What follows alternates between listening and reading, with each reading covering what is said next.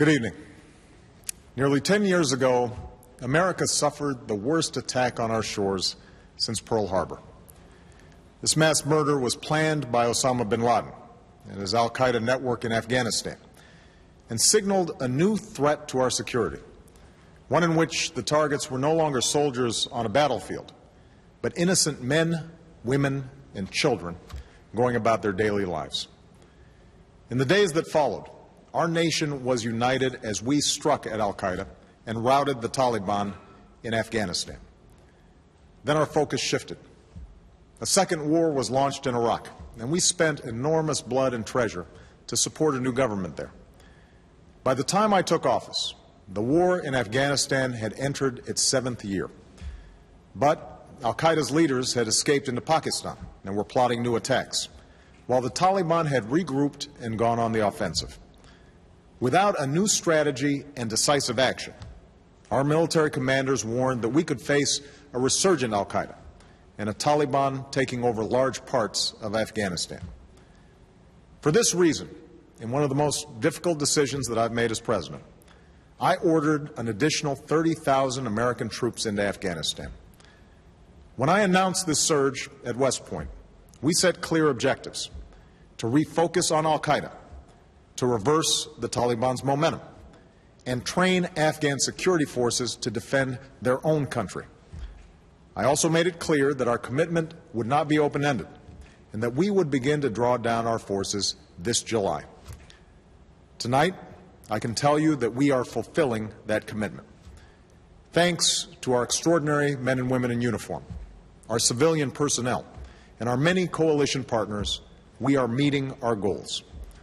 As a result, starting next month, we will be able to remove 10,000 of our troops from Afghanistan by the end of this year, and we will bring home a total of 33,000 troops by next summer, fully recovering the surge I announced at West Point. After this initial reduction, our troops will continue coming home at a steady pace as Afghan security forces move into the lead. Our mission will change from combat to support. By 2014, this process of transition will be complete, and the Afghan people will be responsible for their own security. We're starting this drawdown from a position of strength. Al-Qaeda is under more pressure than at any time since 9/11. Together with the Pakistanis, we have taken out more than half of al-Qaeda's leadership. And thanks to our intelligence professionals and special forces, we killed Osama bin Laden, the only leader that al-Qaeda had ever known. This was a victory for all who have served since 9/11. One soldier summed it up well. The message, he said, is we don't forget. You will be held accountable no matter how long it takes. The information that we recovered from bin Laden's compound shows al-Qaeda under enormous strain. Bin Laden expressed concern that al-Qaeda had been unable to effectively replace senior terrorists that had been killed, and that al-Qaeda has failed in its effort to portray America as a nation at war with Islam, thereby draining more widespread support. Al-Qaeda remains dangerous, and we must be vigilant against attacks. But we have put al-Qaeda on a path to defeat, and we will not relent until the job is done. In Afghanistan, we've inflicted serious losses on the Taliban and taken a number of its strongholds. Along with our surge, our allies also increased their commitments, which helped stabilize more of the country. Afghan security forces have grown by over 100,000 troops, and in some provinces and municipalities, we've already begun to transition responsibility for security to the Afghan people. In the face of violence and intimidation, Afghans are fighting and dying for their country, establishing local police forces, opening markets and schools, creating new opportunities for women and girls, and trying to turn the page on decades of war. Of course, huge challenges remain. This is the beginning, but not the end of our effort to wind down this war. We'll have to do the hard work of keeping the gains that we've made while we draw down our forces and transition responsibility for security to the Afghan government. And next May, in Chicago, we will host a summit with our NATO allies and partners to shape the next phase of this transition. We do know that peace cannot come to a land that has known so much war without a political settlement. So as we strengthen the Afghan government and security forces, America will join initiatives that reconcile the Afghan people, including the Taliban. Our position on these talks is clear. They must be led by the Afghan government, and those who want to be a part of a peaceful Afghanistan must break from al-Qaeda, abandon violence, and abide by the Afghan Constitution. But, in part because of our military effort, we have reason to believe that progress can be made. The goal that we seek is achievable and can be expressed simply. No safe haven from which al-Qaeda or its affiliates can launch attacks against our homeland or our allies. We won't try to make Afghanistan a perfect place. We will not police its streets or patrol its mountains indefinitely. That is the responsibility of the Afghan government, which must step up its ability to protect its people and move from an economy shaped by war to one that can sustain a lasting peace. What we can do and will do is build a partnership with the Afghan people that endures, one that ensures that we will be able to continue targeting terrorists and supporting a sovereign Afghan government. Of course, our efforts must also address terrorist safe havens in Pakistan. No country is more endangered by the presence of violent extremists, which is why we will continue to press Pakistan to expand its participation in securing a more peaceful future for this war-torn region. We'll work with the Pakistani government to root out the cancer of violent extremism, and we will insist that it keeps its commitments. For there should be no doubt that so long as I am president, the United States will never tolerate a safe haven for those who aim to kill us. They cannot elude us, nor escape the justice they deserve. My fellow Americans, this has been a difficult decade for our country. We've learned anew the profound cost of war, a cost that's been paid by the nearly 4,500 Americans who have given their lives in Iraq and the over 1,500 who have done so in Afghanistan.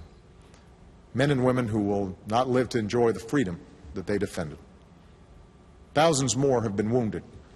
Some have lost limbs on the battlefield, and others still battle the demons that have followed them home. Yet tonight, we take comfort in knowing that the tide of war is receding.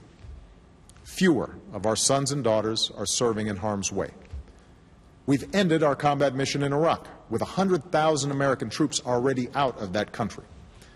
And even as there will be dark days ahead in Afghanistan, the light of a secure peace can be seen in the distance.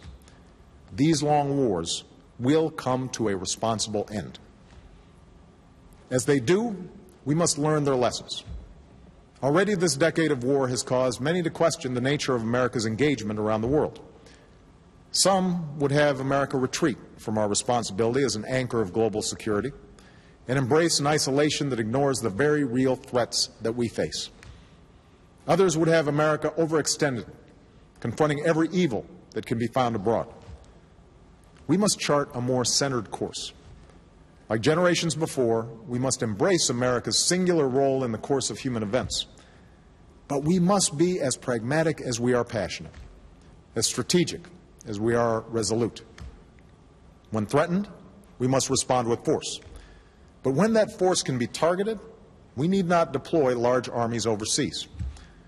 When innocents are being slaughtered and global security endangered, we don't have to choose between standing idly by or acting on our own. Instead, we must rally international action, which we're doing in Libya, where we do not have a single soldier on the ground, but are supporting allies in protecting the Libyan people and giving them the chance to determine their own destiny. In all that we do, we must remember that what sets America apart is not solely our power. It is the principles upon which our union was founded. We're a nation that brings our enemies to justice while adhering to the rule of law and respecting the rights of all our citizens. We protect our own freedom and prosperity by extending it to others. We stand not for empire, but for self-determination. That is why we have a stake in the democratic aspirations that are now washing across the Arab world. We will support those revolutions with fidelity to our ideals, with the power of our example, and with an unwavering belief that all human beings deserve to live with freedom and dignity. Above all, we are a nation whose strength abroad has been anchored in opportunity for our citizens here at home. Over the last decade, we have spent $1 trillion on war at a time of rising debt and hard economic times. Now we must invest in America's greatest resource, our people. We must unleash innovation that creates new jobs and industries while living within our means.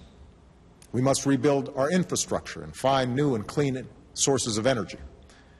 And most of all, after a decade of passionate debate, we must recapture the common purpose that we shared at the beginning of this time of war. For our nation draws strength from our differences, and when our union is strong, no hill is too steep, no horizon is beyond our reach.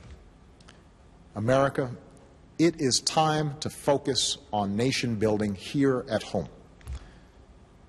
In this effort, we draw inspiration from our fellow Americans who have sacrificed so much on our behalf.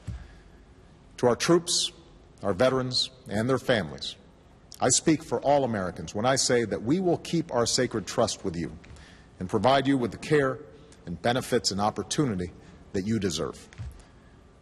I met some of these patriotic Americans at Fort Campbell.